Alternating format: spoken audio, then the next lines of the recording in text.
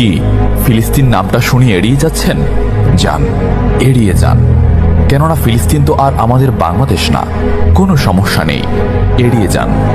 কিন্তু একটা কথা মনে রাখবেন, সেই কাল কিয়ামতের দিন যখন আল্লাহ আপনাকে প্রশ্ন করবে, তখন কি করবেন?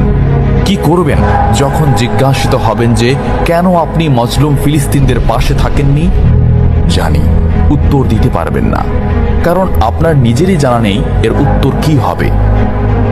এখন হয়তো বলতে পারেন যে আমি কি করে ফিলিস্তিনে গিয়ে মজলুমদের পাশে থাকব, কি করে এত দূর গিয়ে সাহায্য করব?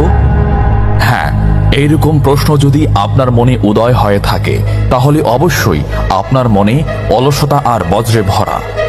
এই আধুনিক যুগে অস্ত্রের চেয়ে পাওয়ার হচ্ছে মিডিয়া, তাই মিডিয়ায় বেশি বেশি করে তা প্রচার করুন। হ্যাশট্যাগের মাধ্যমে প্রতিবাদ করুন। এই ক্ষুদ্র প্রতিবাদ একদিন অনেক বড় প্রতিবাদ হয়ে দাঁড়াবে। বিজয় একদিন ইসলামেরই হবে ইনশাআল্লাহ। এটা আমার কথা নয়, এটা এই মহাবিশ্বের প্রভুর কথা। একটা কথা মনে রাখবেন, ক্ষুদ্র ক্ষুদ্র বালিকণা, বিন্দু বিন্দু জল গড়ে তুলে পাহাড় পর্বত, সাগর অতল।